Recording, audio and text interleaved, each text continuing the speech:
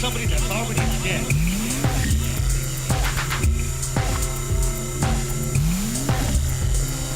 How are we gonna kill somebody that's already dead?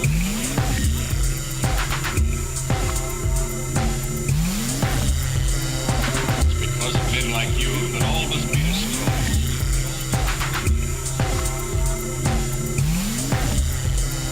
It's because of men like you that all must be destroyed.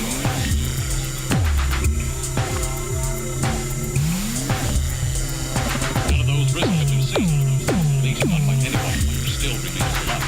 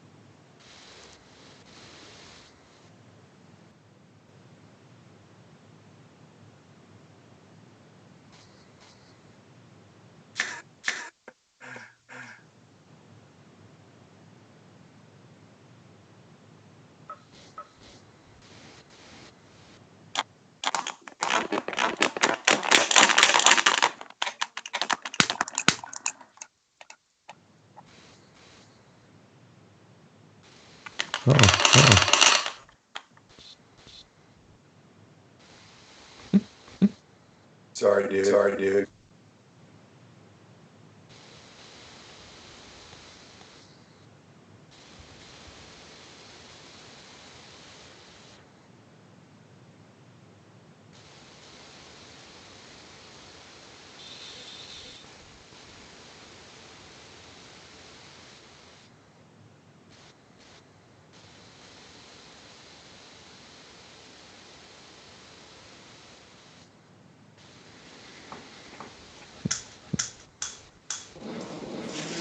Hey, check 1 2, check 1 2. Looks like I am coming through now.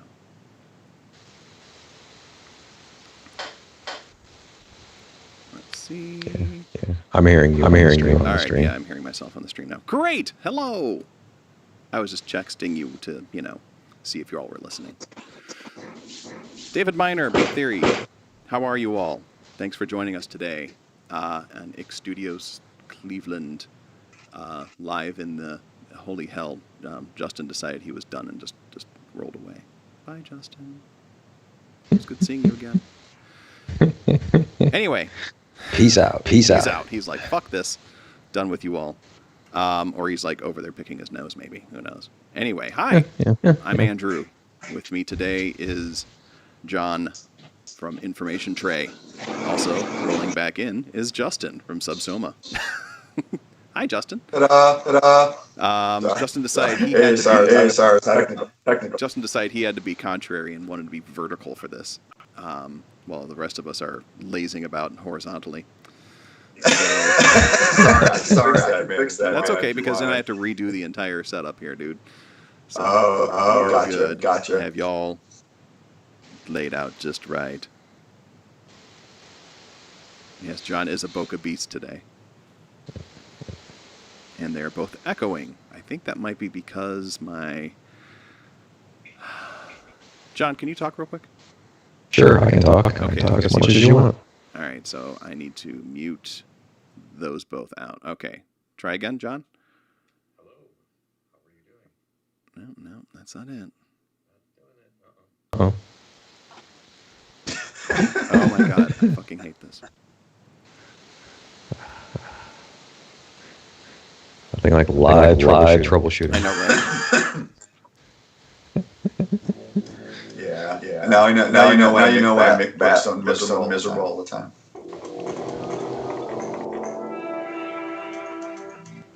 Yeah, that's why they usually do all this stuff beforehand. Yeah. Their countdown is really long. It's the live stream ever. Yeah, absolutely. Yeah, like people, we're surrounded by audio people when they're all like trying to fix it on their end. Yeah. I think Gaz Williams holds the record for like the worst connection issues. Possibly, yeah. It was at the infamous Catalina issue or something. I don't know what he does. All right, John, talk. Hello. Okay. How are you doing? That might be better. As far as the echo is concerned.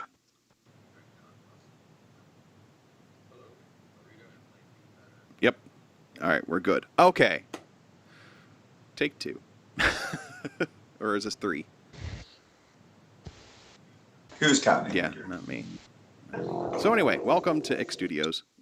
Literally, all of X Studios is here today. Our major record conglomerate located millions of miles below the Earth's surface.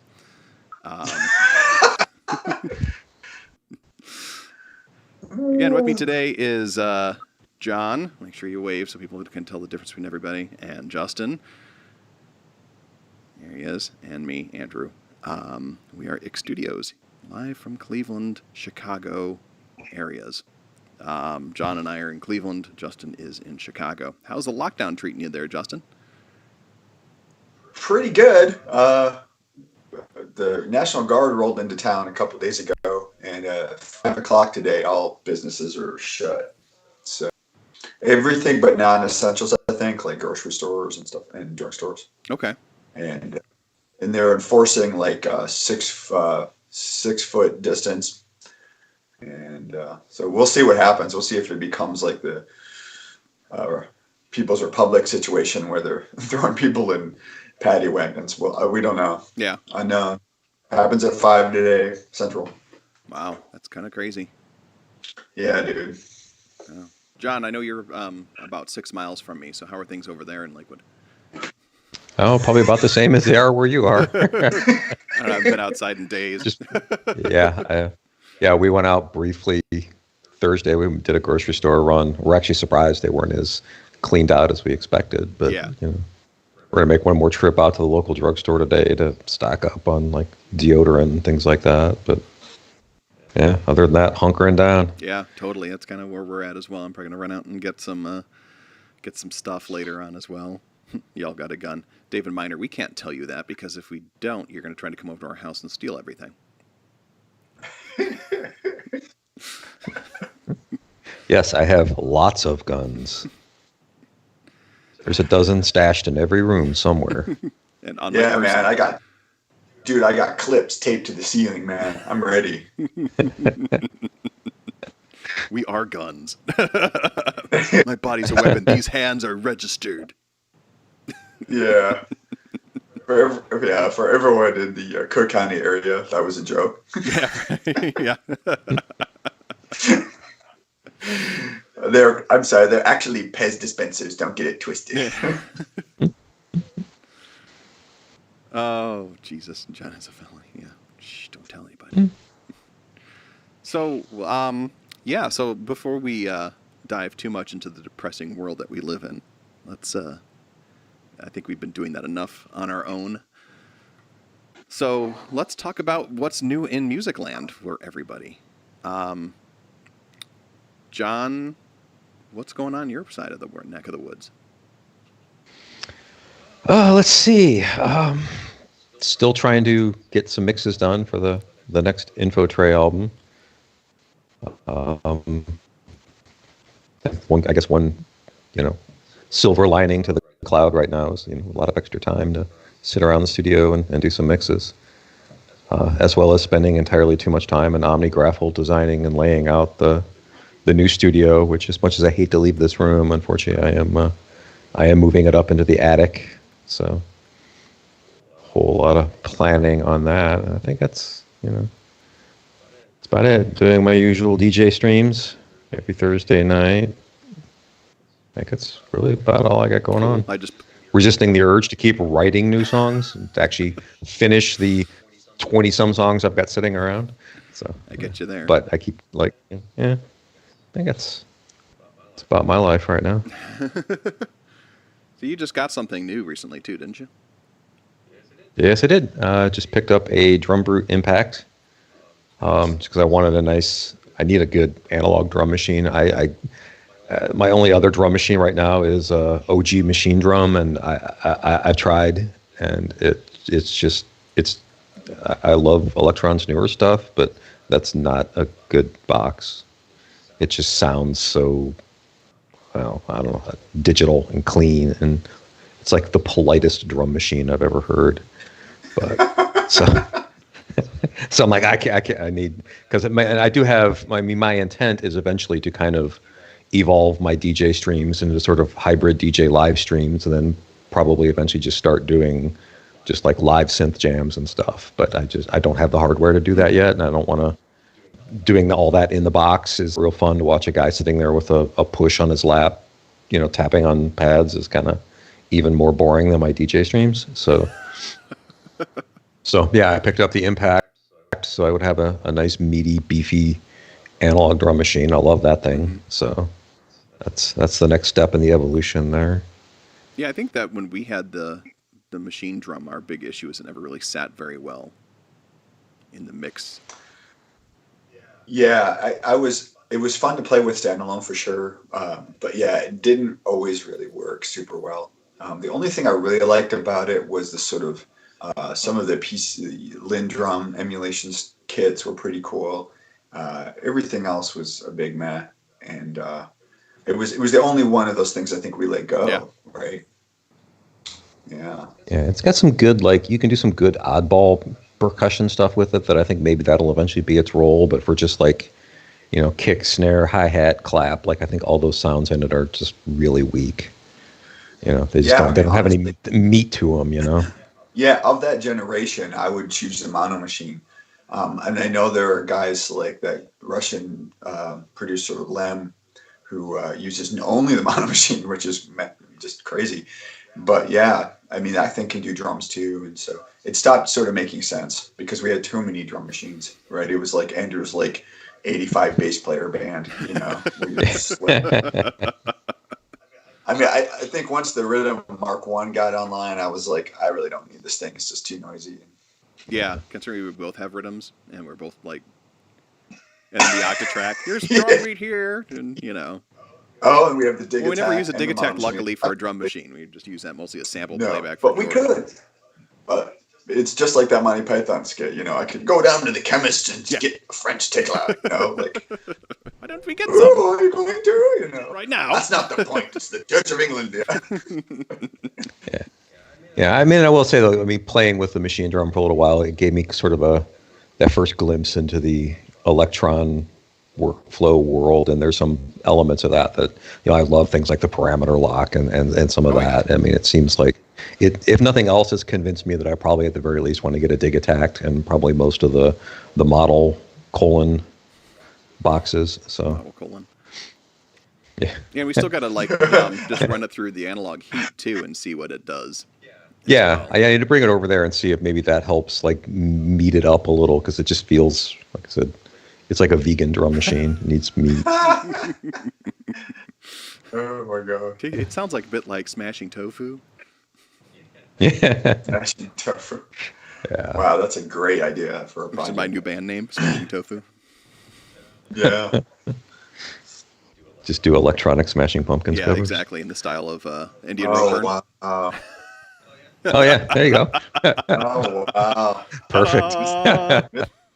Mr. Mike Crocker. I haven't even thought about that dude in a minute. Yeah, I saw him last. I've only seen him like maybe once in the last 4 or 5 years. Mhm. I went to one of his Librarians with Hickey's shows when he played here in Lakewood, and that's the only time I've seen him in Yeah, I haven't ages. seen him in a long time either. He used to throw really good Yeah, Christmas we used to go to parties. his Christmas party. Yeah, we used to go to his Christmas party every Yeah. year. It was awesome. Didn't miss the meat. No, that was the weirdest part about it. Well, cool. Let's see. Other than that, I think only other new piece of gear I've got around here is I did finally get my 303 back. Yeah. So, Yeah, talk about that a little bit. got So that. what the hell's up with that? yeah, let me go grab. Oh, Yeah, let me see here. bye. Let's have a look at that little plastic, sexy bad boy. Plastic fantastic. Ah, this thing. And as you can see, it's not. It's also the devil. It's got the Devilfish mod, no less. Your So blurring effect, had the, your bokeh effect is making it just a blurred mess. Apparently, it's Yeah, looking pull at it back a faces little right bit. now. Pull it back. Pull it back. I should just turn the blur thing off. Oh, we all know your places. On this. It's fine. Oh, everybody knows what a 303 Yes, looks like, but not that's with the what it is. Devilfish plugin. You hook up and But yeah, I'm always which- surprised at how big they are for some reason. Yeah, I was even thinking- I mean, I'd owned one, and when I got it back, I was like, wait, I don't remember it being this big. I was picturing it being more like a Volca or something from my memory, but no, it's it's which I do also have some Volcas. I guess those are recent. I got Andrew's Volcas. yep. Do you guys know if they're the same size as the 606? Is the chassis the same Yes, size? exactly the same. Yeah. Yep. Yeah. Set them next to each other. They're hard to tell apart if you don't look at the logos. Gotcha. But yeah, I mean, I love that thing. Although it's one of those things, it's so one note that the number of occasions to use it, even with the mod, it's like, it does one thing and it does it really, really well, better than anything else. But that's not always what you want. So, and it's also given me an itch to kind of. I don't think I will buy a vanilla 303 just because what are those things going for now? Like $3,000 or something. Yeah, it's not worth it. But it makes me maybe want to get one of the Roland, whatever the TB03 or whatever the hell it's called, their clone, because I kind of miss the only thing I don't like about the Devilfish mod is it makes it almost impossible to make it just sound like a normal 303 anymore. Because he's mucked with the circuit so much that you can get close, but it's not the same. Mm-hmm. So, and I kind of miss having that vanilla 303 sound now that I've got the Devilfish 303 sound. So, Well, we'll see. No one's ever satisfied. Well, you can always go and get no, never mind. Don't get the Behringer. No. Oh yeah. No. Yeah, I was going to Yeah. get one of those, and then Behringer went off the deep Yeah. end, and no, fuck those Yeah. guys. They So went ahead and got themselves canceled because they're unbelievably stupid. Yeah, right. yeah, I don't. Yeah, it's crazy. Yeah, like I said, I might consider the Roland, their boutique 303 clone. Have you seen that? There's a really good YouTube demo where a guy goes through the Roland stuff, like the TB3, the TB03, an actual 303, and I forget something else. It might be the I can never remember the name of that company that makes all of those little clones. The 606s too. Shoot. Anyway, he does a really interesting sort of review of them where he's got like you're sitting there looking at the output from them and listening to it, and he's going from one to the other. And the little one, the little boutique one, the 03, is surprisingly super accurate, even compared to the TD3, which I think is interesting. I mean, it shouldn't be rocket surgery. I mean, it's like a couple of simple waves, but who knows? And yes, Dan Kushner, the Devilfish 303 does in fact rock too hard. Yeah. Yeah, and actually, I forgot the first day I had it back. I had my headphones on, and I forgot that one of the things he modified was the resonance. And if you crank the resonance all the way up, it will like self-resonate and loop in on itself. And yeah, I had that. Bless your ears fuck out and moment make you where angry. Like the headphones flew across the room, and I wanted to punch a wall Yeah. because that like just that sudden screech in my ears at like 6,000 decibels. I was like, oh Yeah, I hate that. yeah, it was bad. That was a bad scene. And I remembered, okay, don't turn the resonance all the way up on this thing. Man, resonance is dangerous. Yeah. I just had an issue with LFO modulation of a filter on the ASM Hydrosynth, where like I started taking it to the negative space, and it created such a bass response and such high resonance that like I shook. I was like, "Brr." Oh, yeah, So one must be careful with resonance. that's true. That's why I try to keep the volume down on my headphones all the time. Yeah, well, what's weird about resonance, right, is it's peaking out. It's boosting the signal at that particular space, and you can still get a little bit of trouble. Mm-hmm. Yeah, it's crazy. So, Justin, what's been going on in your world of music lately? Well, I wish I could say I've been more productive. So obviously we finished up all the new Subsoma stuff, which is the automation album. Had to cancel on Adam a couple of times, once because of my knee and once because of the COVID-19 crazy. But hoping to get that mastered and put out pretty soon. Haven't really. I actually went back and did a listen through just the other day, and because I wanted to share the premixes with my friend Mike, so he could give me his opinions. But other than that, like I haven't been doing a lot of sound design work, writing patches. Hope to be collaborating with you soon to do some stuff. We'll talk about that in a little bit. Yeah. I mean, I need to get to my sort of mini/micro machine setup, but that's real slow going for me. Mm-hmm. I'm trying to pick like a small synth to go with the lineup, and that's proving much more difficult than I thought, because once you're limited to something small and one thing, you know what I mean? Like I've got the Moog Minotaur, and that's great for bass stuff. And in fact, you inspired me to use that, because there was one day where you were streaming and you were using the Minotaur to do 303 type stuff, and I'm like, that is a cool spin on that. And I also bought something weird. Called the Suono Buono. It's like this weird compressor, and if you guys can see this or not. It's made by this guy in Sweden who's actually has an Italian name, but he's super cool. Really like it. It does it does all the sort of side chainy stuff, but it's also just a really nice compressor, and you can use it kind of the way people, like DAW compressors to do funky stuff in a library. So it's pretty fun. So I wanted to get like some of that side chaining / 303s, but with the Minotaur. I'm trying to like squeeze out different sounds, something a little different, you know, so you're not like, oh God, it's another middle-aged acid clone jerk, you know. But,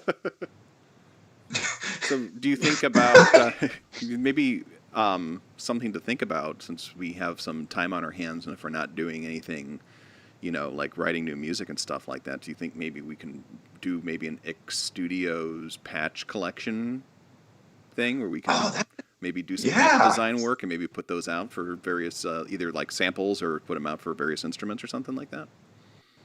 yeah, I mean, this, John, I mean, we'd have to find something we all kind of common denominator with for patches. It's all samples. Or we could do Yeah. samples, or we could do a sample patch set, right? So like you could do stuff for a platform you have and I don't, and vice versa. So. Yeah, exactly. Yeah, the Hydra Center would be really fun. I'd really like to do stuff for that. Yeah, I know that Most of the something that we might want to think about doing, and I need to look at the licensing for it, is maybe joining forces and dumping in some cash to get that sample robot application. yeah, Because then what we that's can pretty do sick. is we can just pass that around back and forth, and the samples and stuff like that we're creating on the synth, Sample Robot will just go in and we can tell it what to sample and it will dump it in, like, you know, each individual note and everything like that, so we can build some massive sample packs that way if we want to. That'd be It's cool. not cheap, but I mean, that's why I'm saying maybe we can like join forces and form the Voltron of money and take care of that. Yeah, I mean, it's interesting because, I mean, if that technology gets sophisticated enough, there's a ton of companies like, you know, the Sample Tank guys at IK Multimedia and UVI. They're really going to put the screws to those companies for sure. Sure, no doubt. Because I recently just Yeah, bought it's funny, I I'd just actually- bought a sample pack through SoundCloud. Because some guy put together a sample pack that you buy his album and he sends you the sample pack separately. That's Like cool. that was cool, and it was all pre-made for the Deluge, so it just like fit quite nicely in there. Yeah, I'd actually thought for a while back in the day about like as I released my stuff, like the to get people to buy it would be if you buy it, you get like the multi-track loops and audio from it. But Oh, wow. I don't know. That's it's a lot of work then to have to do that. Although I'm trying to do that anyways, just to get proper like archival versions of my tracks, because I think we've talked about this before, where I had the experience trying to go back to some older material, and it's to maybe do some slight remixing and updating, and it's gone. I mean, there's nothing that will save it, because I didn't print any of the stuff to disk, and you know, it's using discontinued plugins and old versions of software and whatever else. So that shit is just gone forever. So now I'm trying to make the effort of, you know, when I'm done, quote unquote, with the song, like burn everything to a disk. So if I go back to and document, like, okay, I used Reactor, this ensemble, this preset or whatever, try and document what I used for everything. So if I ever want to go back, I have some notes and some, at worst case, I have, you know, rendered audio of everything. So No, that's a challenge for me too, because some of the plugins are real cool. They'll let you keep multiple versions. Some of them are terrible about it. Like already Waves Codex is giving me heat. Oh, yeah. Because I tried to pull up some of the original Subsoma stuff from compartments, and it's just not going to happen. So to your point, that's exactly what I did, which is mostly because I'm having Andrew helping me with the mixing, so that I have to drop them to stems anyway. But you know, having a stem compilation saved my butt there, because I was like, oh crap, at least I've got that collected. Yeah. You know, like It's funny, I was watching, I don't know if any of you guys watch on YouTube, Ken Marshall. oh yeah. Ken Highwatt Marshall, he's the guy that did all the engineering for Skinny Puppy and everything like that. He's got an amazing YouTube channel, and he's quite possibly the most like happy dude I've ever seen on YouTube. Like, he's so excited about everything, which is kind of funny. He's like, you should listen to this Frontline assembly track. Billy really kills it on this one. Yeah, Yeah, he's Wow. a crusty old industrial dude who's just always smiling it's and so so funny. happy. But he's it's so he weird. did this whole thing where he was talking about like having like, because he was moving like old projects into the newer versions of Pro Tools, and he was even saying, he's like, that's one thing you really need to get in the habit of doing is when you replace a computer, keep everything on there and put it aside and keep all your plugins and all your like, you know, licensing and stuff and just leave it there because you never know when you want to come back to it later on. And it's kind of like, well, it must be nice to be able to afford that kind of thing. But yeah.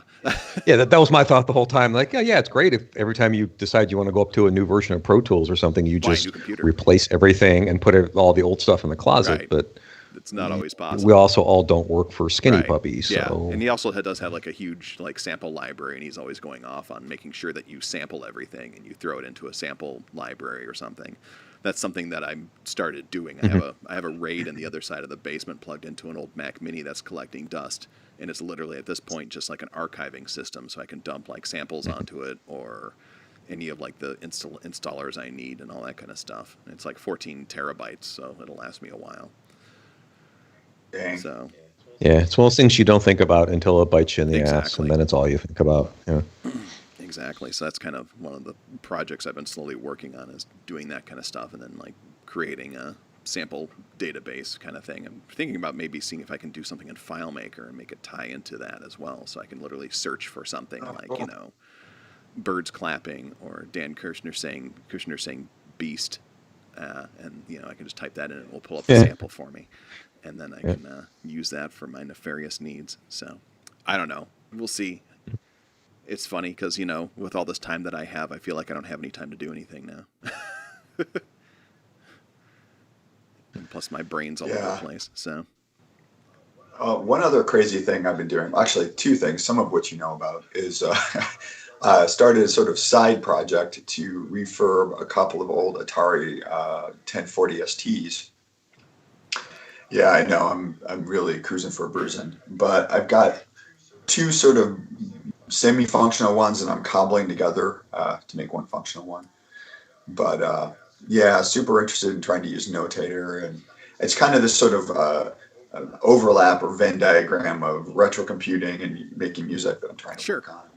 We'll see how that goes. I mean, I really like the sequencer in the Ataris. I haven't actually used one in longer than many people have been alive, but I thought it would be good fun to try to do that. And so I've started experimenting with Reaper, and I know that seems like a crazy choice for someone that paid for Logic and uses it primarily, but for some reason on my system I was just having a lot of performance issues with Logic, so I wanted something more lightweight, and it definitely is.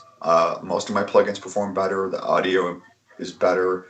There might be underlying system issues I should be addressing, but that being said, all the bells and whistles of Logic that I love are gone. Right. With the exception of being able to modify the way it looks a lot, which is super cool, that I can put themes or whatever on Reaper and modify the themes. If Logic did that, that would be cool, but they're so cheap, you know, considering how much other DAWs cost, so I really can't complain. But it's been an interesting odyssey. Sure. It definitely feels like, and I think I told you this before, it feels like, you know, if you drive a Lincoln and all of a sudden you're like you know, in a Kia, right? And it's like, you're like, wait a minute, where are my leather seats? Right. You know, where's my Corinthian leather? Where's my you know? seats? Oh, I gotta compile. I Yeah, gotta build yeah, those. right. Okay.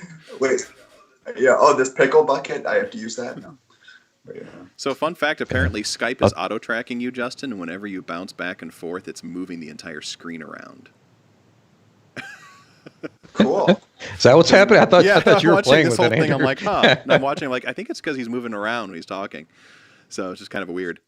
So like on the stream, you're just like bouncing up and down, like you're like the whole screen is going boingy boingy boingy boingy. Wow. I will try to be more sedate. I know you're excited about Reaper. I understand. And the Atari. Yeah.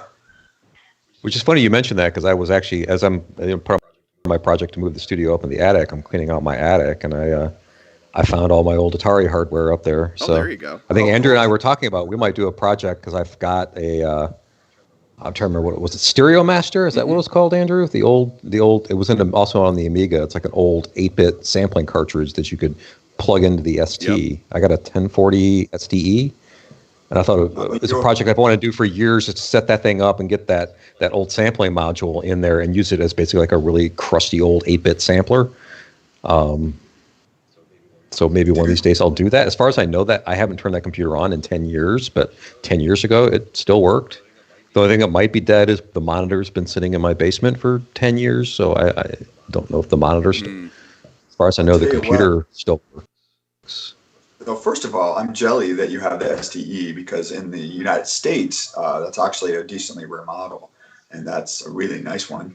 It's because I think clung you to can the Atari way too long, so You yeah, can I upgrade imported that. it to get it. Yeah, Yeah, now you can upgrade it to 16 meg, which is crazy on the STEs. I think there's like a sim board because it's a whole thing. But yeah, in terms of monitors, I actually have an old, what is it, SC 1224, and I bought it from some place in Indiana that was getting rid of old school stuff.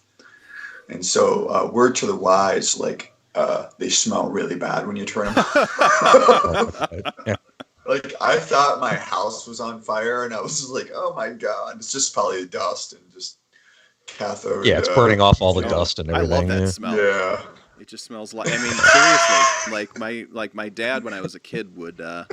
Like he was a ham radio operator, and he would buy a whole lot of World War II surplus gear, like teletypes and stuff like that. And you'd fire that up, and the tubes would start to burn the dust on them, and it just had the best smell ever. I don't know why.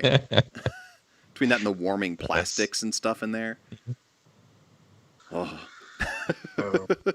love that smell. So yeah, Good. maybe once I get the studio up in the attic and I actually have room to set that thing up, I might. Let me come I over might and sniff give your it a go. monitor. Yeah.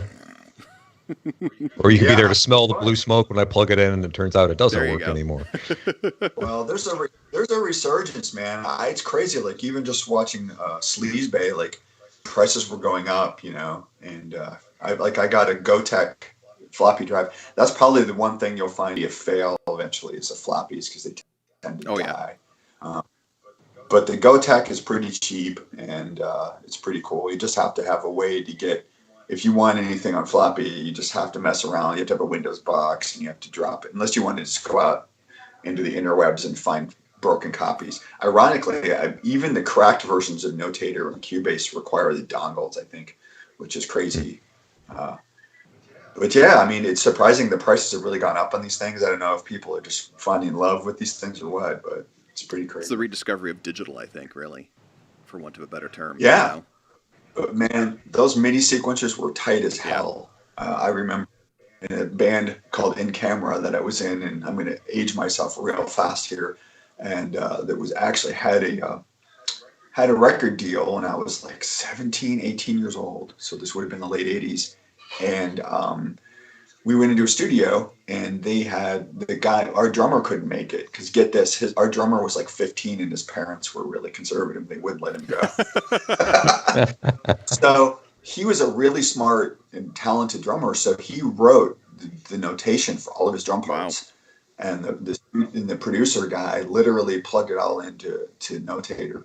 And yeah, dude.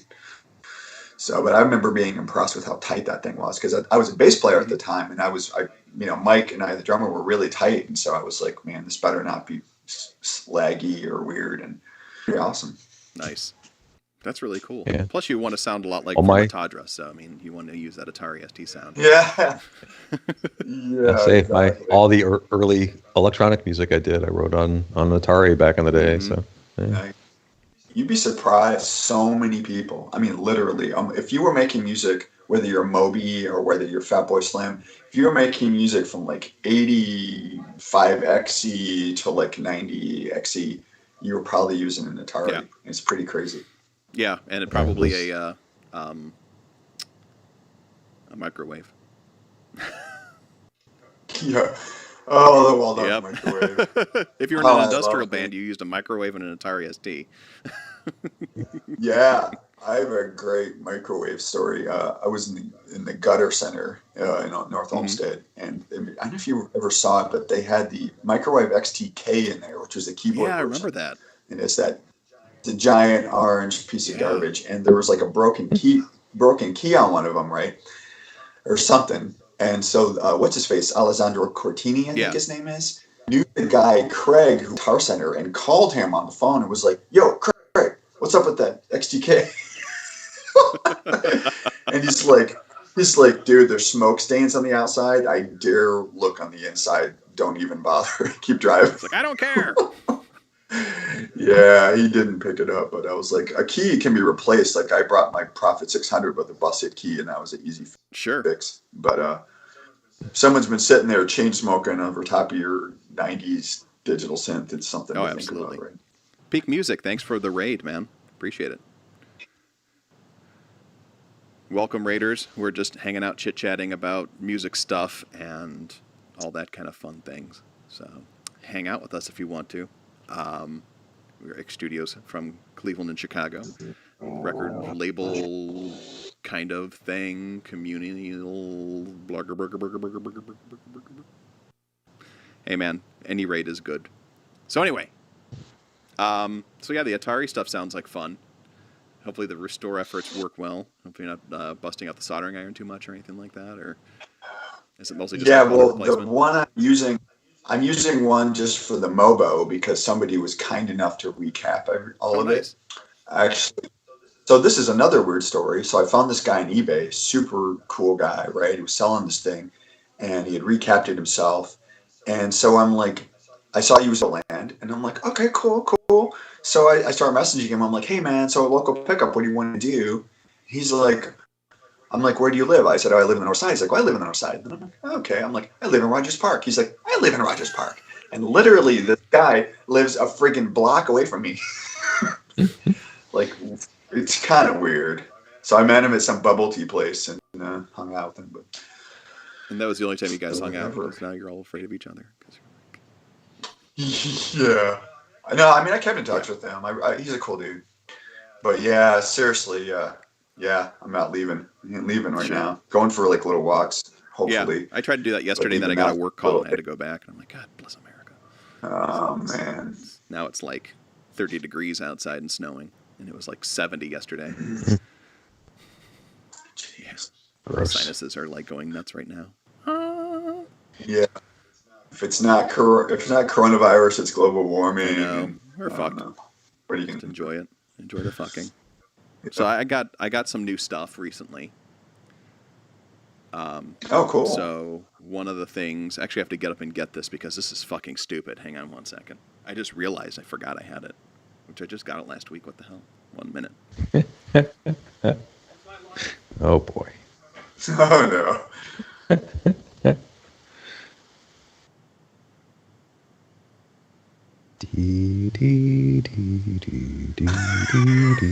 Wow, you guys are like worse than college radio. I swear. You couldn't like carry on a conversation while I was gone. Oh So, my gosh. you guys are familiar with the Russian synth maker Soma? Mhm. They make the Lyra and that weird new drum machine thing. They snuck out this Yeah. other thing for a hot minute that I totally was like, this is stupid. I have to get it. And it was like $100. So I'm like, all right. So it's the Quantum Ocean. I don't know if you've heard about this thing or not. It was on. Is So this first like of all, the it looked like a freaking easy button in black. Like, what the hell is this? It's got one kind knob. of a binaural beats kind of thing, isn't it? Kind of, yeah. Is that So I kind of what it does? I Kind don't exactly like. I've sat down. I listened to it real quick, and it just kind of like makes this weird like kind of like radio like ocean noise, pretty much. But apparently these are little sensors on here, like on the Lyra 8, and you put your fingers on them, and they cool. do different things. But there's this entire like crazy man manifesto it comes with that discusses like this. I don't even know. Like I think Vlad. I love that his name is Vlad.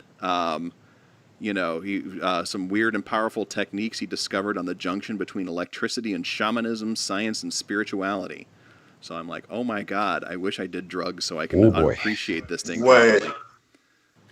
So this is like as if Eddie Newton wrote the text manual for a synthesizer. binaural beat and white built, noise. and built a synth as well. Like there's a chapter called Ode to Chaos, where it's just literally. I mean, it's so weird. Like I said, I haven't really gotten a I chance love to. this guy. There's like techniques and stuff that you're supposed to do with this whole thing, and I have not even touched it yet. But yeah, like as I got it, and the world was falling apart at the time, and I'm like, I don't know if I'm ready for this yet.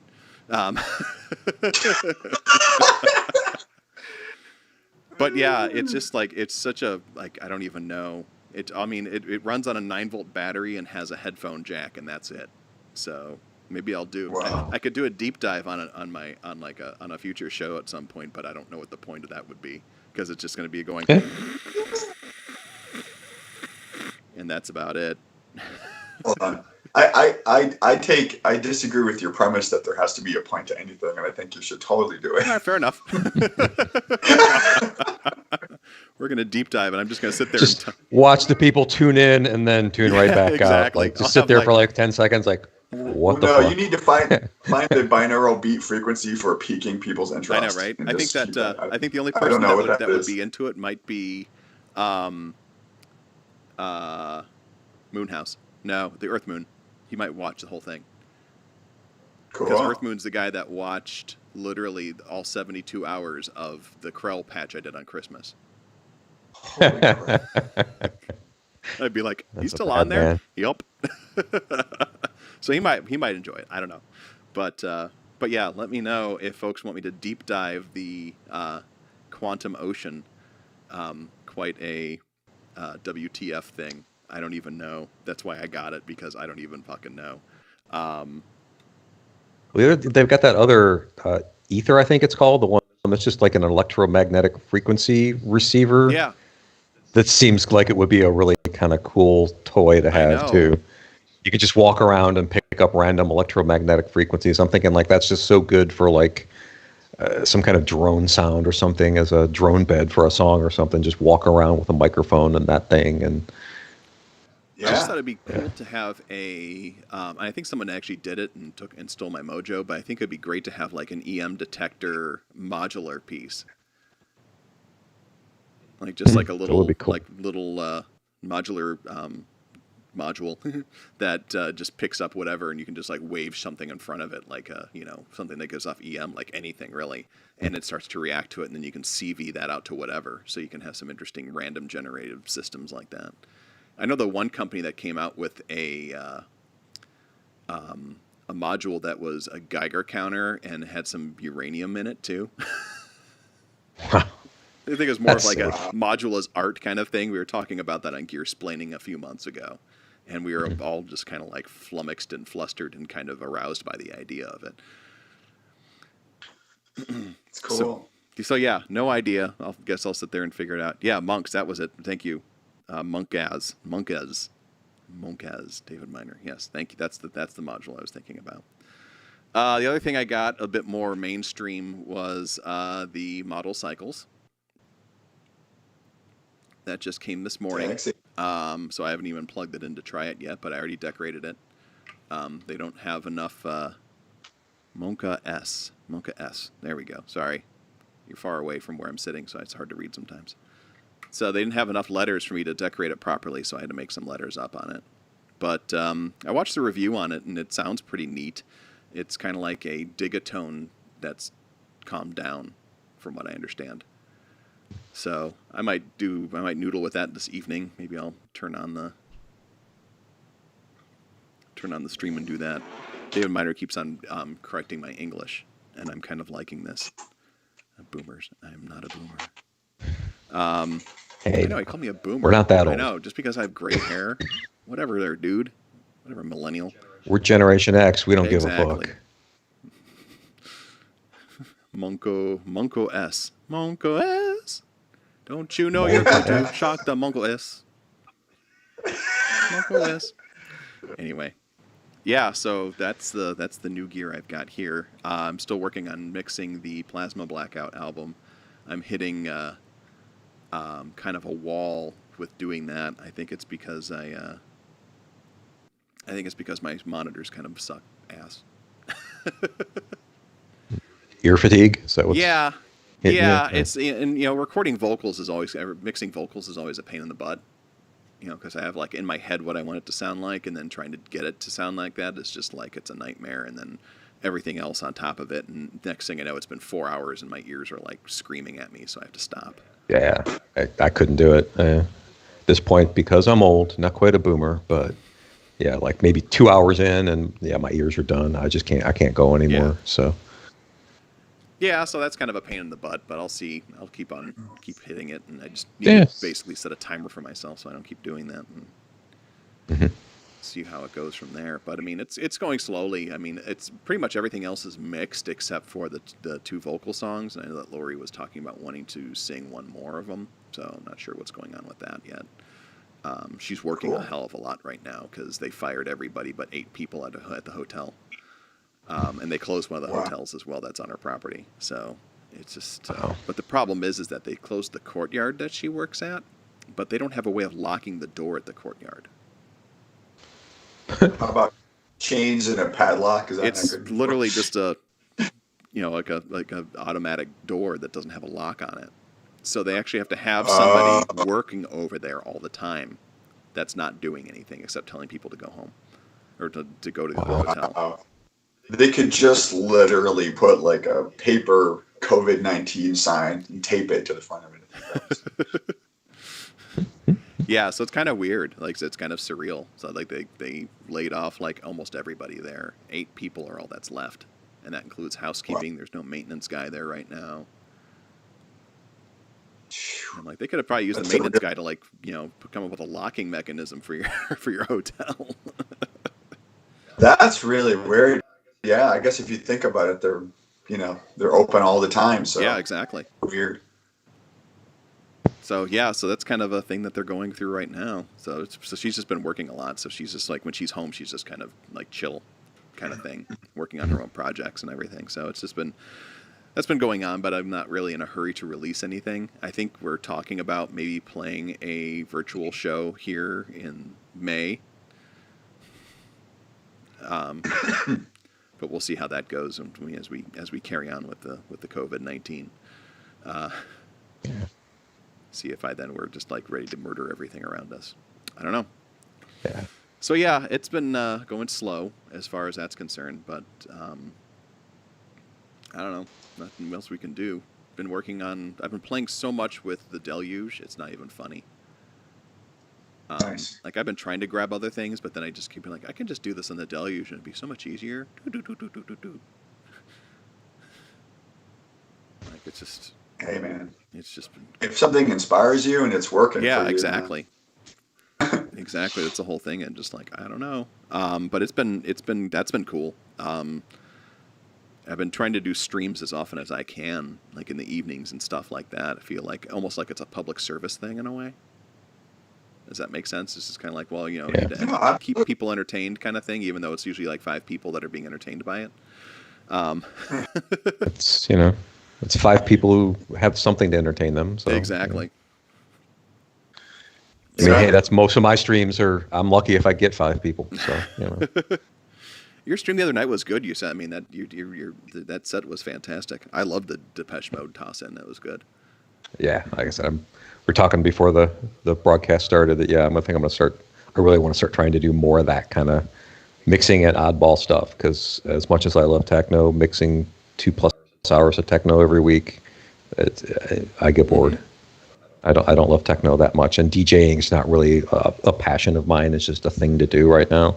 I mean, I don't even we had this long discussion on the Discord where I don't even like calling myself a DJ because I don't consider that to be what I'm doing. I'm literally just pressing play and tractor and letting it do all the work, and then, tweaking some EQs and some effects and some shit like that. So that sounds like 80% of the DJs out there, though. But yeah, I guess it's not that uncommon. I just, at the very least, I feel like a DJ would spend more time thinking about like the flow of the tracks and how things blend together and that kind of. And I'm not. I'm just half the time I'm randomly picking a track. I'll just go down to the next one on the listen tractor and go, oh fuck, that sounds good. All right, I'll play that next. Why not?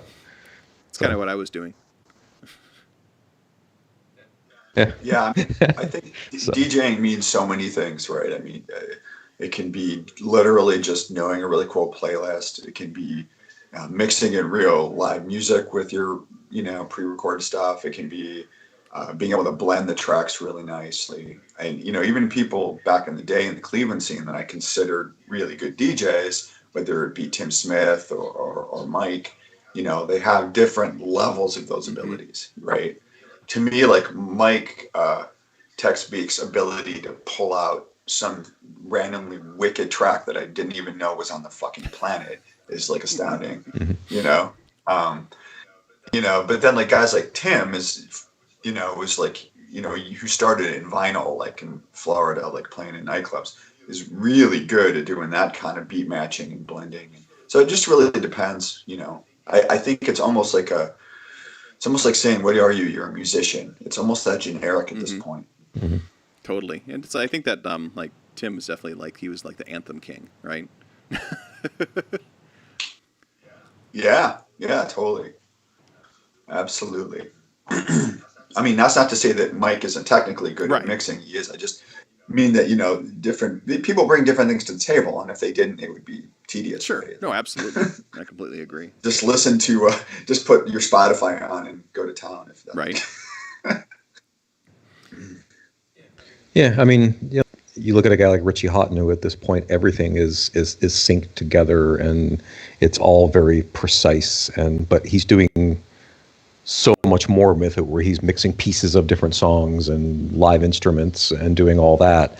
Even though he's a guy, I mean, he grew up on records, and I watched the guy live having 2 decks, a 909, and an effects unit all going at the same time and staying perfectly in sync. So he can do the mechanics of it, but he's kind of gone beyond that. Then you still got a guy like Jeff Mills that's spinning with like 4 records and a 909 and 3 different drum machines and somehow keeping all this shit in sync. That's, you know, equally mechanically impressive. It's like all different things. And there's shitheads like me on the internet who just like let Tractor do all the work and, you know, does Richie Houghton cosplay, mixing in little drum machine lines and things like that. You know? I kind of feel though that, I mean, it's you know, in a way it's not always a bad thing, right?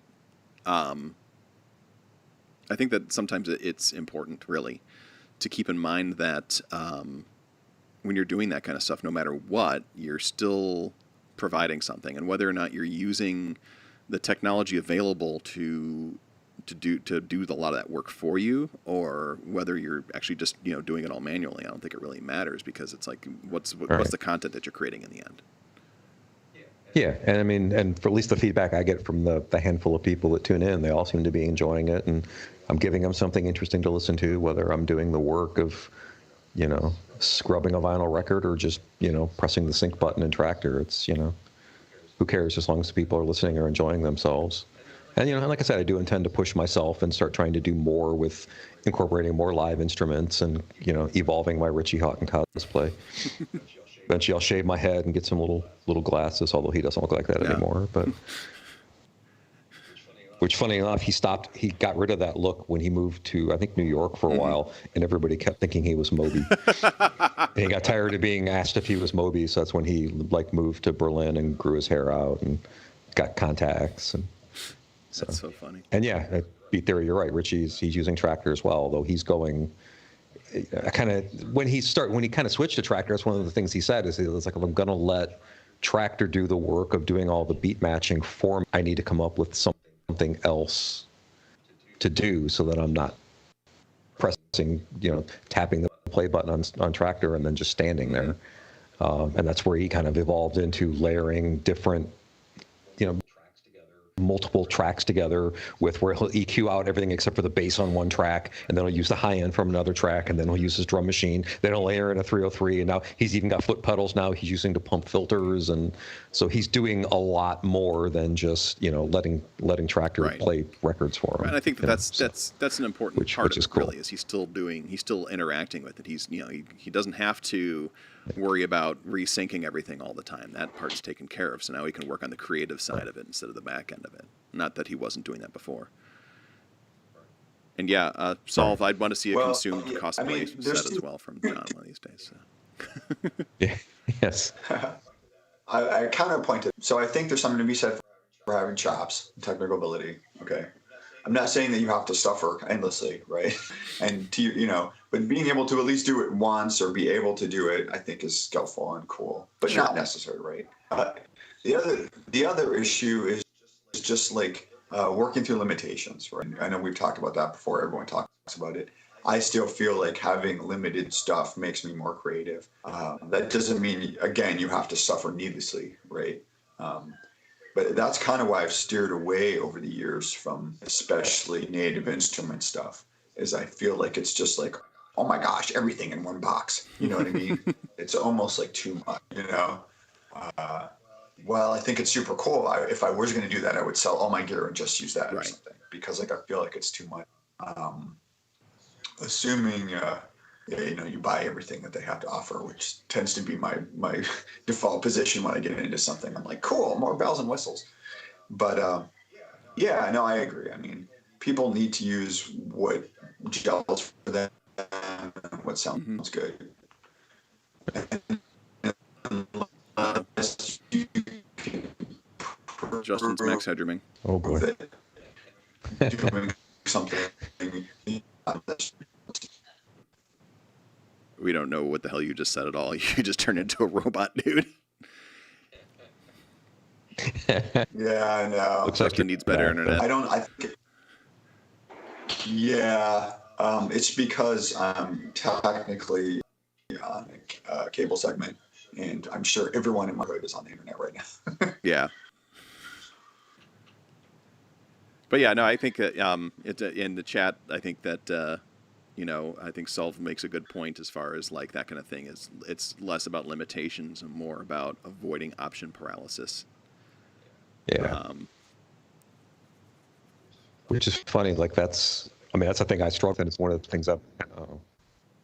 Oh shit. Weird. Sorry, things are freaking out on our end. You guys probably didn't see I anything. saw it on. I the saw it here screen. too. Never actually just Okay, yeah. but yeah. Well, one of the things I've kind of been doing on the side is going through, and Live has got that sort of where you can create like instrument racks and stuff. And I've been kind of through the 8,000 soft synths I have, and like picking out the sounds that I really like from them, and then sort of saving them into my own library. So I've only got this little bucket of sounds that I know are all good to pull from, instead of otherwise you go in and there's too much to pick from. Like you can't pick anything because there's too many choices. That's actually the way I approached that first RPM challenge when we did, is I created what I call arbitrary constraints, I think is what I kept referring them to, where I said I'm going to limit myself to, like, I think the first one I did, I downloaded one of the preset, like, Ableton packs you can buy. I can't remember which one it was called, but I said, okay, I'm only going to use sounds from this pack, and that's how I'm going to write this song. And came up with different things. One of them, I said, I'm only going to use my hardware synths. I'm not going to use any software on this. Eventually, I cheated on that one because I don't have enough hardware. But there's another one I said, all right, this time I'm going to write the song on the guitar instead of starting with the synth. That kind of thing, just to like stop that option paralysis that he mentioned. It's just too many choices. It's crippling. So Yeah. That's what Yeah, I I mean. think Justin and I were doing that a lot too with the first 2 RPM challenges, or 3. Yeah. But then we do always end up like opening up Omnisphere anyway and grabbing something out of that. But Yeah. I mean, but what we did there was really interesting, is rather than saying for RPM, we're going to use this synth, it was like, for this track, we're going to, like, it was almost like rolling a 20-sided die to see which synth we would use. And then that was what that's what we had. that's actually a good idea. I kind of like yeah, that. that's just a mic Kind thing. of like the roll a beer at SideQuest. There's a local bar here that's got, like, they always have 20 beers on tap, and you can roll a 20-sided die and you get $1 off on your beer if you do that. But then you have to drink whatever beer you rolled. So do that with synths. That'd be actually kind of fun. Yeah, that reminds me when I did that track with TechSpeak, and he was over, and we were like, he was trying to figure out like how much of a delay he wanted on something, so he busted out a 20-sided die and like used what that gave him to dial in the delay, like every part of it. He would just roll, you add that in there, roll, and add that into it. I'm like, well, okay. I guess that's kind of like a really analog version of like generative content and generative Sure. synthesis, and kind of, let the computer write shit for you Yeah, all day. well, it's like using I Ching coins to figure out your tempo.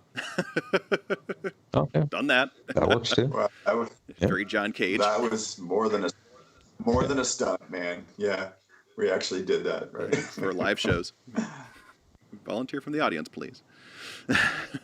Yeah, I mean, we did use some like cheating sort of math there, where we mapped it to reasonable ranges, so we weren't doing things at 5 BPM. We got like 64 choices in the end, right? That's the possibility there. So Yeah. you couldn't do 0 to 64 because that would be, Yeah. Hang on a second, guys. I think Next at one's 1 coming in. BPM. We've got like there's I'm blanking on their name right now, but there's the trio that streams where they've got the BPM control Oh, yeah. in Yeah. the Twitch chat where the whoever's watching every 3 minutes or whatever it is, you can change the BPM. Shit like that. I love that they did that. I saw that and I'm like, how can I tap into that even deeper to like let people who are streaming like change the patches on my synths Right. or change a sample on the drum machine or change the tempo or whatever. I don't know how much is possible. I think it's all keyed into Python, so you might be able to do quite a bit. Yeah, I think it's just a Python. I think connecting Python to the chat is easy. I think it's then taking Python and connecting it to the gear that I think might be the harder part to do. But it's something I'd still love to try and do one day. Yeah. Yeah, DNKTRL, Yeah. Dank Controller. I'm not That's sure how to them. pronounce Yeah. it. Yeah, they're so good. They do really good stuff too. Yeah, their But music is You phenomenal. can also really fuck with them too, and they do have a range. I think it's from like Yeah. 65 to 125 or something, Yeah. or 130. No, I think it's like 165. 160. Yeah, it's like 85 Yeah. to 160 or something like that. I can't But remember. yeah, I've seen people like take them from 85 to 165, and it's just like they were smart enough to do like a ramp where it slowly jacked the tempo up, but still you see them like kind of like, what the fuck you guys doing, man? But I don't know. I think it would be a really cool thing to do. Yeah. Someone was gonna fuck with them. Come on, Yeah. Like, you give somebody that kind of power, right? Yeah. Well, I mean, like Justin and I, when we did our tour last year, we had people throwing I Ching coins to give us a tempo, and people drawing tarot cards to give us a key for the music that we were doing. So it was just like this, cool. goofy random system that we put together to do this, and it was cool. It was fun. It was different, and it was an interesting challenge. Yeah, when you're like, wait a minute, A flat minor. Yeah. And you're like, Thanks. okay. I don't even know what that is. Justin, can you point on the key Yeah. where that is for me? Thank you. It's Just scary, play these very notes. scary. Okay, thanks, man. It's not that bad. It's like, it's not quite like Paul Simonon from The Clash, where I think it was what's his face, Mick Jones. Like he took like color codes and put them on the back of his bass. You'd be like, just play in red, man. I've seen people do that with keyboards, so I mean, I'm not surprised by this. Yeah. Yeah, I saw a video of was it How to Destroy Angels? Is that what was the Trent Reznor Yeah. project? Where the keyboard that his wife was using had little color-coded stickers on the keys to probably tell her what keys to play. You just like whatever Because I song. guess she was a very talented singer, but not real good at the music theory stuff. So Yeah, I did that in Missile Command with people. I Nice. got the tape and You almost need like the bouncing ball, like play Yeah. this. yeah. well, that's why I was looking at the what's the Novation, the SL Mark III, because it's got that light up keyboard thing where it'll tell you. Which the thing I love about the push is I just say play C minor or D Mixolydian or whatever, and I can just bang on any pad and I'm in key. So, which is one of the things I like about it. But I still would like to learn to play proper keyboards at some point.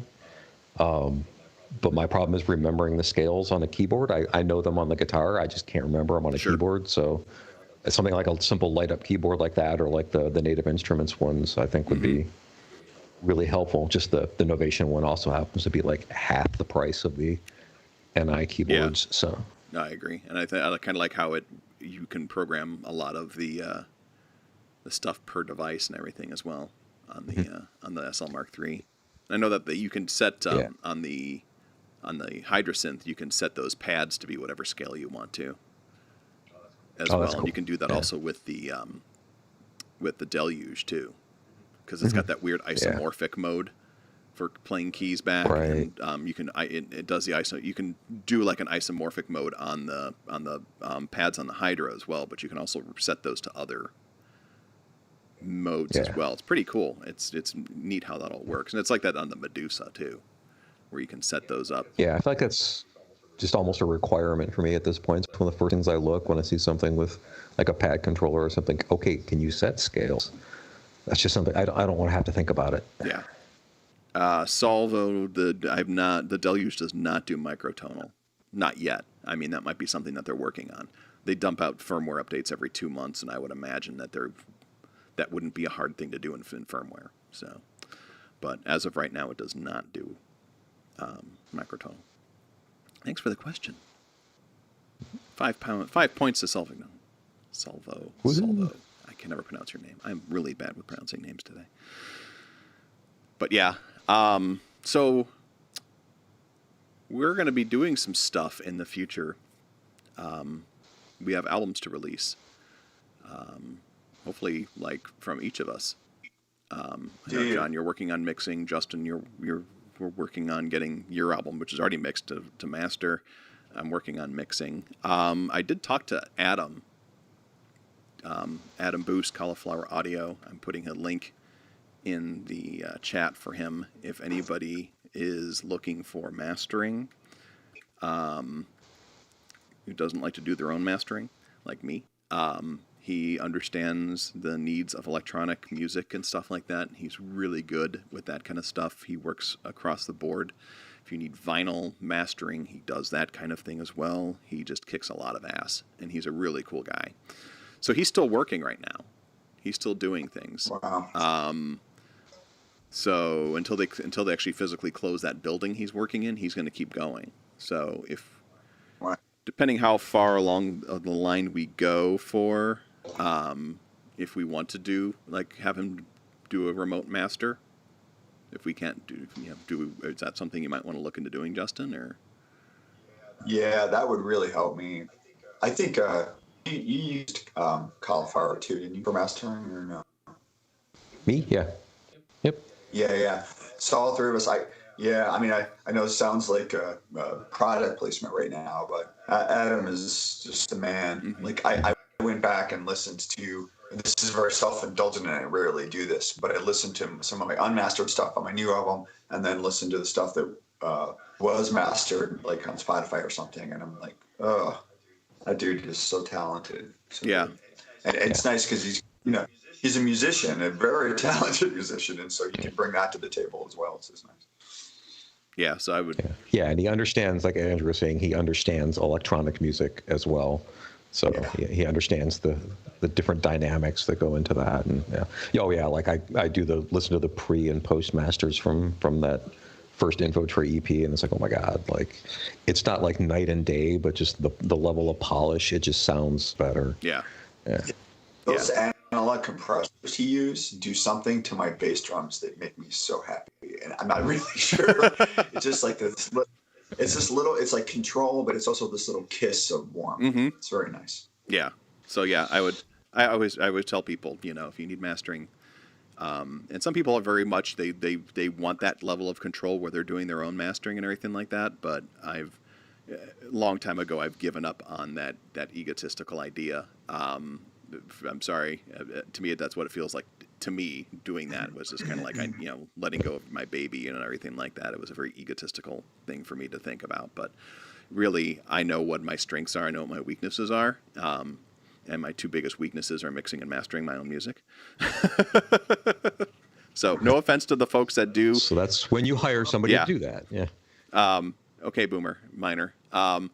So yeah, no offense to folks that do need to master their own stuff, but I'm not one of those folks that can do that kind of thing. And I've come to understand and know this about me.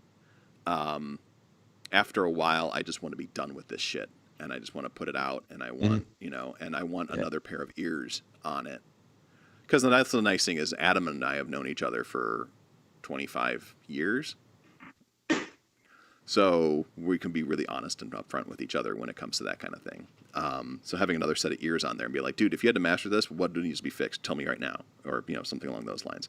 But he's a really cool guy, and he'll master it for if you're doing streaming, if you want to like a CD, vinyl. He does all that kind of stuff. He'll even do like master pressing and stuff like that for vinyl and stuff to make sure that you're ready to go.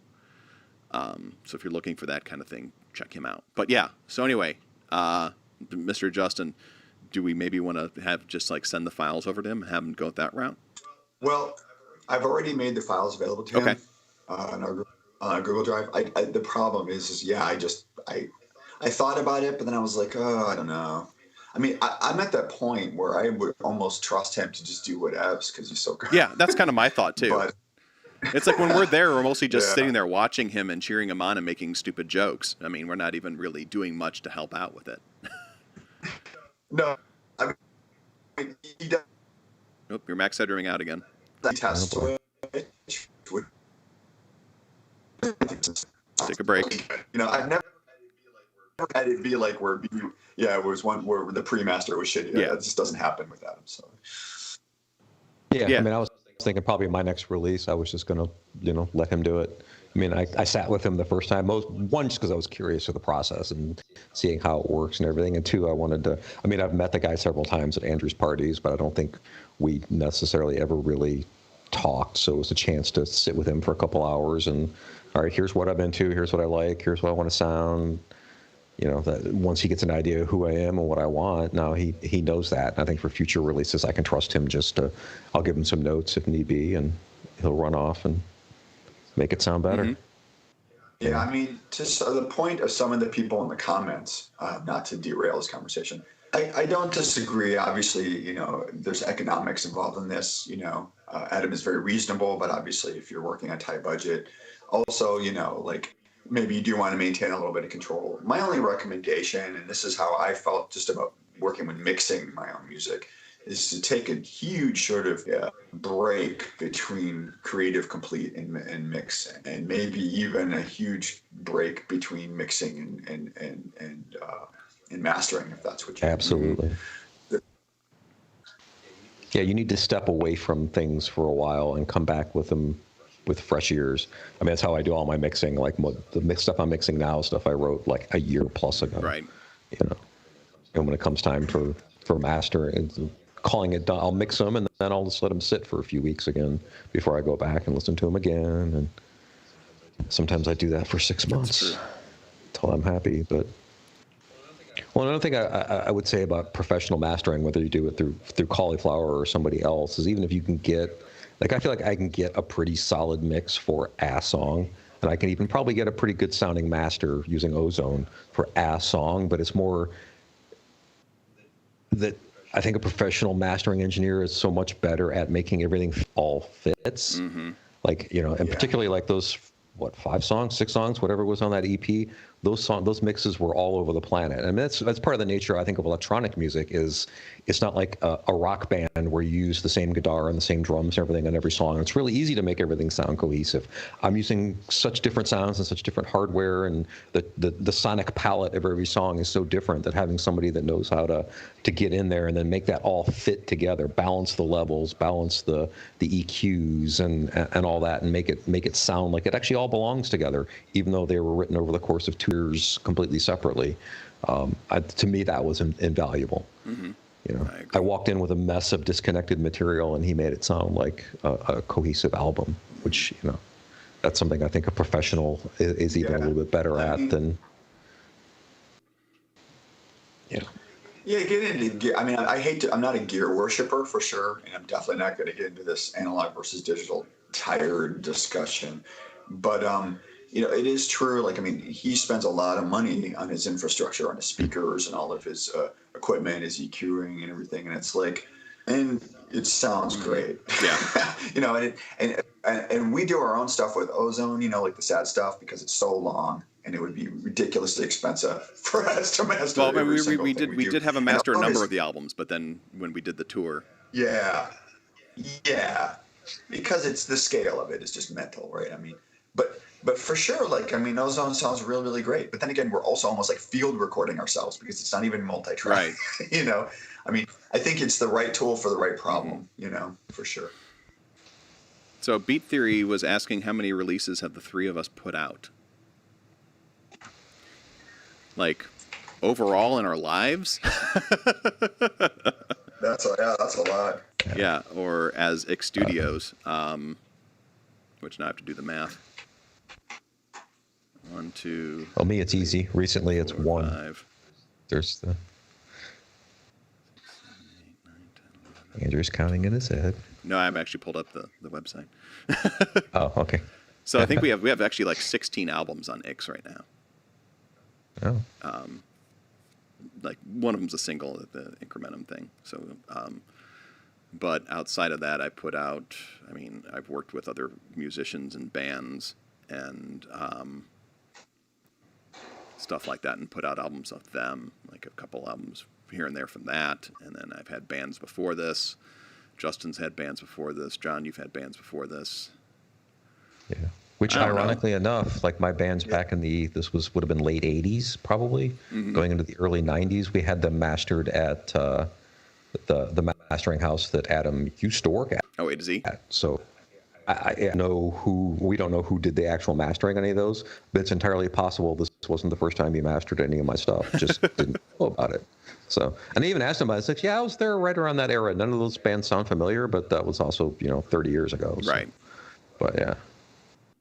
Yeah, so I think we probably released I would say about 30 albums between all of us at some point. Does that sound about right? That's all about the right. different small projects I've done stuff for and everything. So Yeah, I mean, I've done a lot of one-off work, like commission work for theater and dance, and then in full-size bands back in the 80s and 90s, and then so yeah, it's hard to keep track of all that stuff. And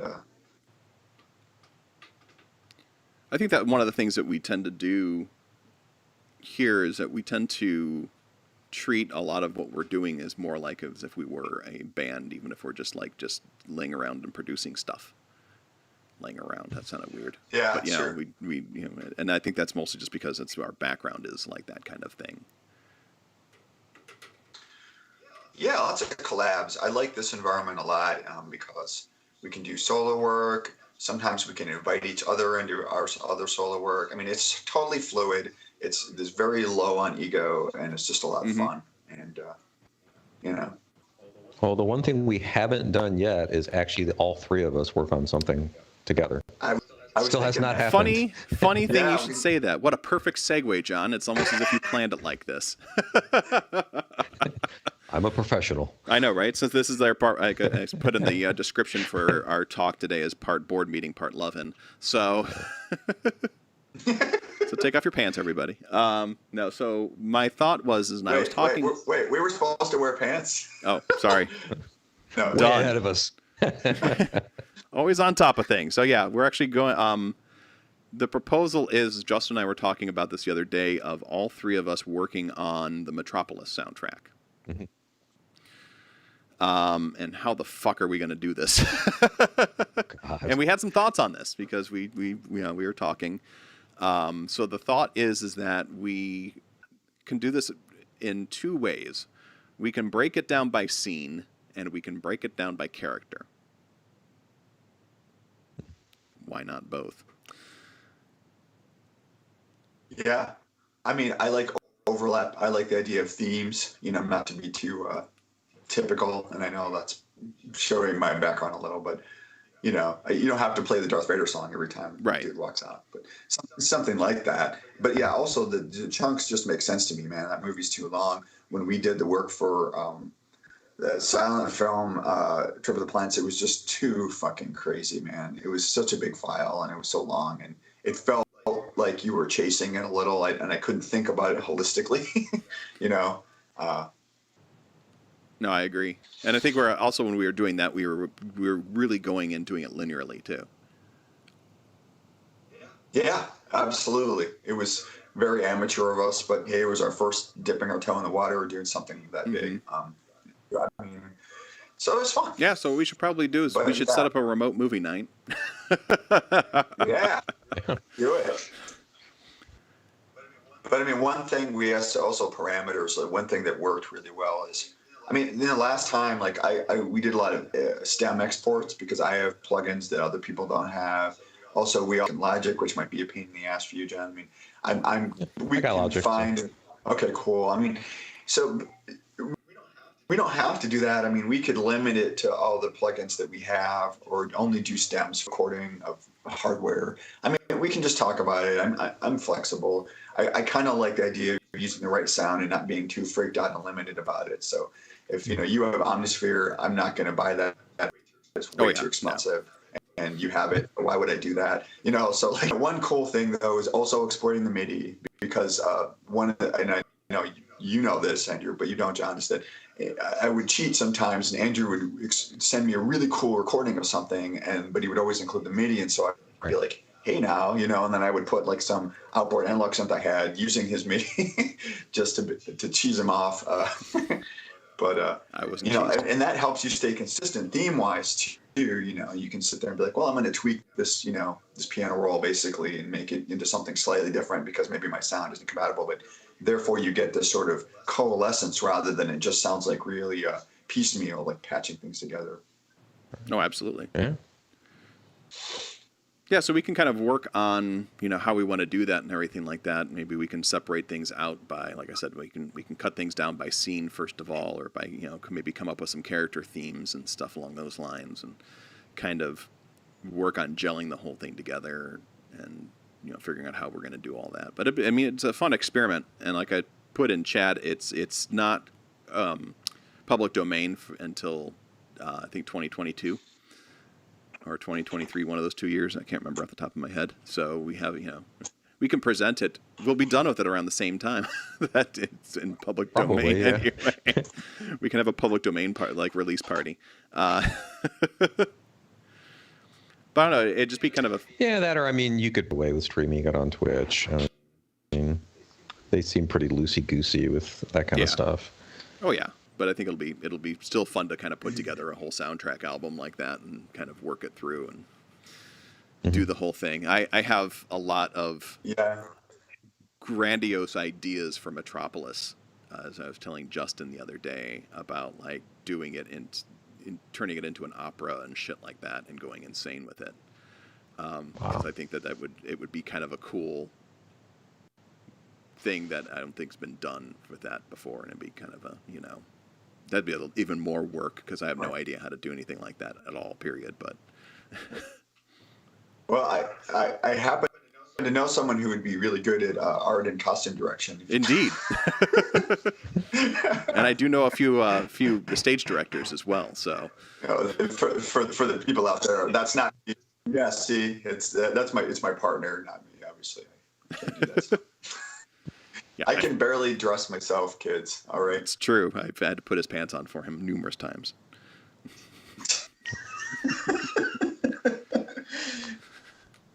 And then you take them right back Well, off. you know, it's got to give me something to What do. was the? Shoop, shoop, shoop. So yeah, so I think that something like that would probably be kind of a fun project the three of us can work on. Like not like being like the central focus of our work kind of thing, but more along the lines of just, you know, you got some downtime, that kind of thing. Let's, you know, work on that kind of stuff. I don't like imposing deadlines. I do that just once a year with RPM. So I don't necessarily want to do that all the time. And plus I'd just much rather have something that's kind of a cool piece of thing that we can just like, this is like, for want of a better term, the magnum opus of X Studios. Only without having to like, you know, kill ourselves working on it. Yeah, I mean, if it's worth doing, it's worth doing right. We do have that limit with it, so we might as well just. So then maybe you can, I don't know, John, what do you think? Yeah, sounds great to me. Okay. Yeah, it sounds like fun. Yeah, and I do have Logic, so that's not a problem if we want to, or whatever else we want to use. But Okay. I mean, we could try. I was a Logic guy for Ableton. years, so I'm comfortable in it. So. Oh, okay, cool. Yeah. I didn't know how. Yeah, because Yeah, it was part of my evolution of DAWs. Yeah. I am pathetic in Ableton, and it would be just absolutely horrible. But I guess we could probably do. Yeah, I mean, to me, I think that Logic in some ways is kind of like a producer lingua franca thing. You know, I think most people accept that people are going to want to use that in some way. I know that it links. And It Ableton's links quite nicely with video too. So Yeah. And I think for like more linear type compositions, like kind of what you would want for a soundtrack, I think Logic is way better at that than something like Ableton that's very loop based and or even Reason, you know. But yeah. yeah, I mean, even plugging your sound library from Ableton into Logic isn't too difficult because, like, I know you can do it via Rewire. I think Ableton Link is in there too, isn't it? Yeah, I think so. But yeah, I mean, I use most of my in the box sounds come either from Native Instruments or Arturia. I use a lot of percussion from Ableton's library, but that's about it. So I wouldn't even necessarily miss the sound library. Especially now that you got that impact. Oh yeah. No, that's a fun fun thing. So much better than the original drum brute. It's like night and day, really. Yeah. And I'm still trying to sell my drum brute. Yeah, maybe you can trade it in for toilet paper at some point. That's Maybe. I have a bidet. Yeah, that's I don't need the toilet paper. Oh, that's right. You don't. Yeah. So when the zombie apocalypse people come looking for your toilet paper, you'd be like, "Look, dude, I got a bidet. I'll just spray them Sorry." with bidet water. Back.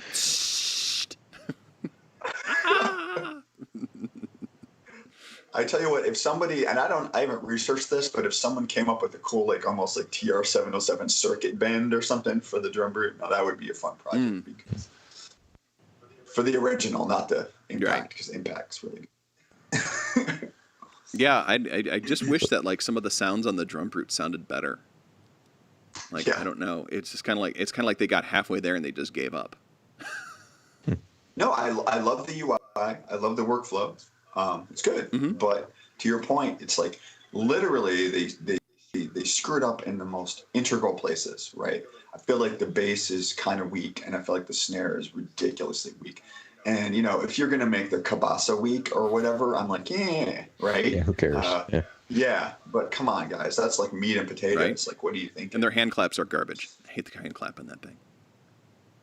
Yeah, and in this day and age, apps are almost replacing snares in a lot of modern music. It seems ridiculous maneuver. But I mean, they course corrected, but that's Artoria's thing, and I feel bad because I love Arturia, freaking Origin, and I still use it, and I have all their plugins. Literally now, I have all their plugins, and I love them to death. But they make some really bad foibles, and it's not just quality control like it was originally.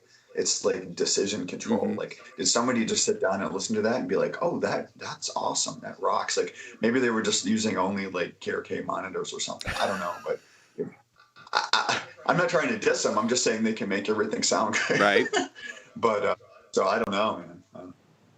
Yeah, I think Yes, and to Salvo's point, Andrew showed me his vocal beats. He's like, "Yeah, you're not going to want to use the snare on this. It's bad." And I was like, "Oh, come on, how bad could it be?" I plugged that thing and turned it on. That is the single worst snare sound I think ever created in history. Like, how did they release it with that? It's so bad. But with the bad. with the Volca beats, you can circuit bend it. I've And heard, there's actually and I listened to some of the modification samples you can of some do of the to the circuit snare. bend stuff, and it still didn't sound. I mean, it sounded better, but it still sounded hard on cardboard. Yeah, totally. That's it. It's terrible. Yeah. Like, why would you ship that? Like, fix it.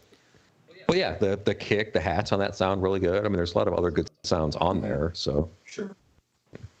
I think it's just weird how difficult of a time certain manufacturers have with things like a snare sound, an analog snare or something like that, or like in the Arteria's case, pretty much everything that's on there.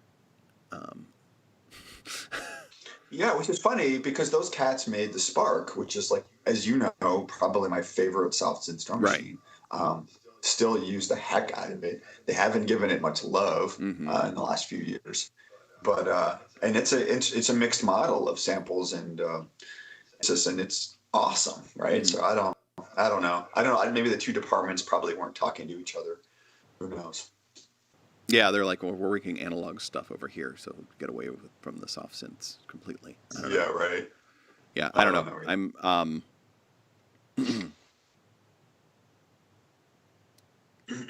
yeah, David Miner talks about to mention the heavy pop music to be made on the DFAM alt type drum sounds. Yeah, I've sampled the hell out of my DFAM and loaded a lot of that into the Deluge as well as the analog rhythm as well.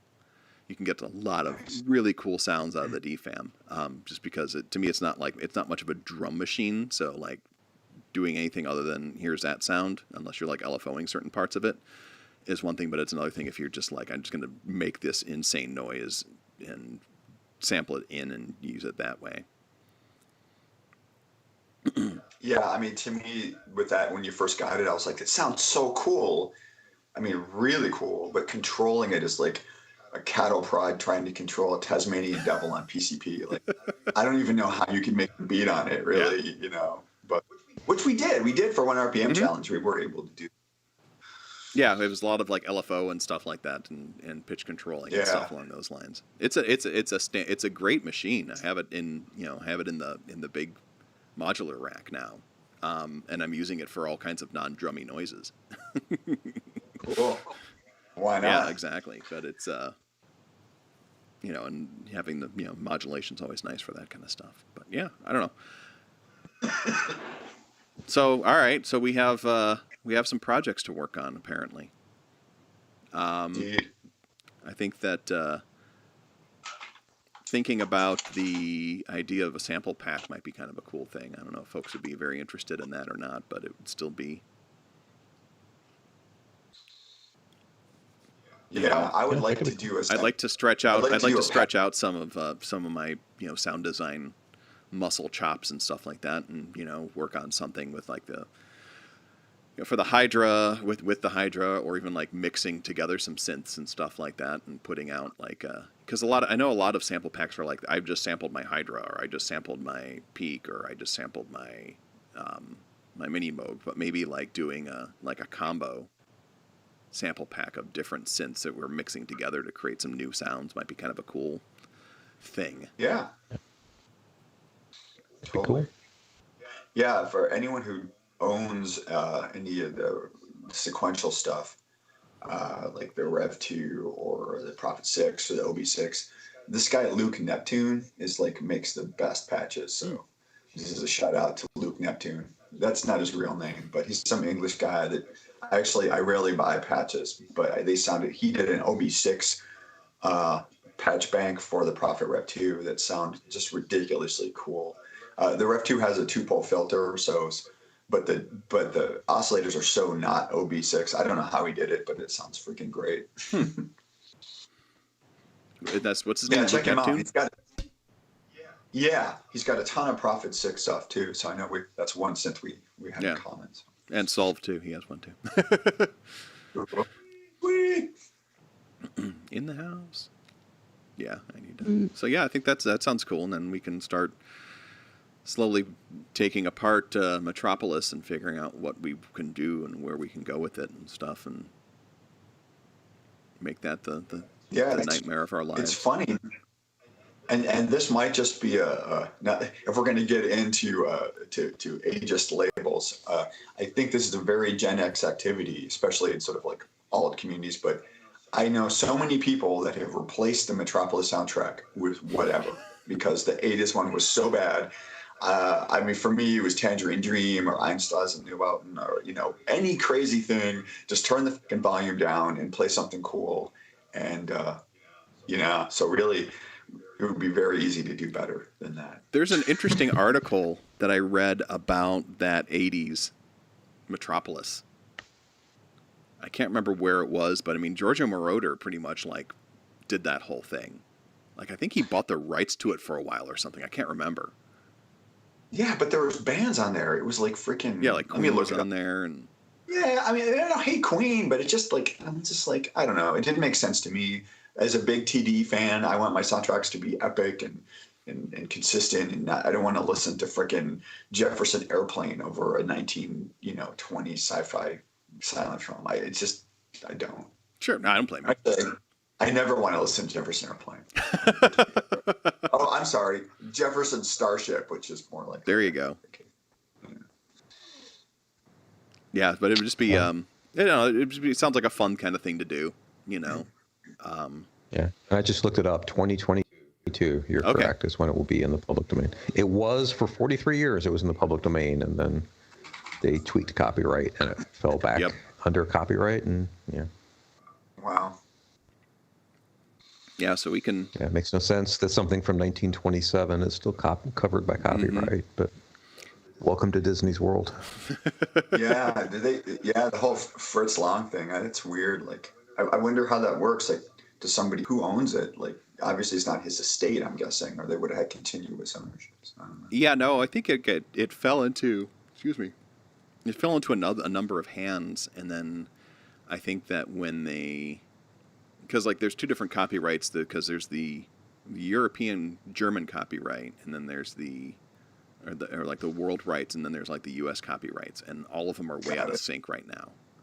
And I can't remember. Germany is 2047 until it is public domain in Germany. Wow. And I think that's Wow. because they recently found the extra footage that was missing, and they restored that extra footage and slapped it in there. Yeah, they were able to re-release it and get a new, basically reset the copyright count on it, which is shady as fuck in my opinion. Yeah. But whatever. Yeah, Salvo, regardless, that's what I'm like I talking said, about, the Argentinian copy that they found the extra negatives, and they brought those in, and they re-released the movie with those extra ones in there. Well, you get into this public policy argument. Do you want to incentivize people for doing cool stuff? Yeah. I do have issues with, I don't know. I don't want to get into that rabbit hole. But, I mean, I understand why it would be of some incentive to. I think it would be fair for them to be able to make money off of it. I think the exclusivity thing is a little wonky. I'm more of like a new public license, BSD license guy. I don't really think that. I think copyright in some ways is a little crazy, especially with some of these lawsuits recently, and that's another rabbit hole. But you shouldn't be able to sue someone over a synth sound or an ostinato. It's ludicrous. I mean, there's friggin' 12 chromatic notes in our scale, kids. Okay, let's just chill. Yeah. It would be interesting to see if they did a modern remaster of Metropolis. It was like, I don't know if you've seen there's a film that came out last year, They Shall Not Grow Old is what it's called. It's like Peter Jackson went in and they remastered old World War I footage. And like HD'd the shit out of it, and to the point where it's bizarre how well they did it. I mean, they went to the point where they brought in lip readers to figure out what these people were saying, and they had voiceover artists come in and do that, and they were going out and they were, they went out and sampled the weapons that they were using in World War I and put those sounds in and everything like that. So, well, now. I want those guys to use their minds to go back and redux the 1970s In Search of episodes. Could they do that? That would be really good. Because I have no idea what Leonard Nimoy's saying anyway. It doesn't matter. Well, I mean, I just saw there was a demo video recently somebody did where they used machine learning, the buzzword to do a 4K up-res of some like really shitty thing from like 1910 or something, and it was impressive. Yeah. There was some kind of swirly, fuzzy stuff where you could tell the machine was, the computer was trying to make up what was supposed to be there, just kind of figure it out. But it was still pretty impressive, and I think give it another 5-10 years, and I think they'll be able to do some pretty impressive restorations of really old, low quality, low res movies like this. So no, absolutely, I agree. Totally. But it's fascinating to see those kinds of restorations and stuff like that. And if you've not seen that They Shall Not Grow Old movie, I really highly recommend. Yeah, I'll check it out. Because the way he did it was really pretty slick. Like before going to the Western Front, he kept everything as black and white and in that scale of black and white film and everything like that, with the same like weird winding issues and stuff. But once it goes to the front, everything opens up to like that full restoration mode and the color and everything like that. Yeah. And color is kind of weird, but you're going to have that no matter what whenever you try to slap a color over black and whites, kind of things. But it's still the resolution increase is just like insane, and what that does is just like beyond Thunderdome. And you can rent it. I think it might be on Netflix. I'm not sure, but I know you can rent it on iTunes and everything. No, I just bumped into it. I think it's Netflix. Mm-hmm. Yeah, it was just like like you do on Netflix. And, it looked cool. Yeah, but it was really, and Salvo did masterpiece way ahead of its time. Absolutely. It's just an amazing movie and really brings to reality. We as Americans, we don't learn much about the First World War. It wasn't the thing that it was in Europe to us. Yeah. Yeah, there's not a ton of discussion about it. It's true. So having that kind of background and everything like that's pretty cool. Anyway. I think we're kind of entering yammering mode right now, so we can go ahead. I think we can go ahead and call it a day. If you guys are all good with that. So thanks you all for hanging out with us out in the internet land. Thanks for the engaging conversations with everybody, Salvo and David Miner, Bird. Mostly Salvo. I'm looking through the chat history. Mostly you guys. Dan Kushner, he took off Beat Theory. Thanks y'all for joining and having a good time with us today. Even Sam poked his ears in real quick to make some riot commentary. So Mr. Glacial 23. Nice. Nice. Next week I was supposed to have Adam Boos over, speaking of cauliflower, to do a live stream where we're going to jam and chat, but it's not going to happen now. So I'll figure out, I might end up doing that peak deep dive we were talking about, or maybe a deep dive as one can do on the model cycles or something. I have an idea of something that I want to do, but I need to talk to some people about it. So I'll figure that out. So anyway, Justin, John, always good seeing you guys. Thanks for hanging out with me. You as well. Both of you. Be safe, be sane, and we'll talk to you all soon. Have a good All right, one. sounds great. Cool.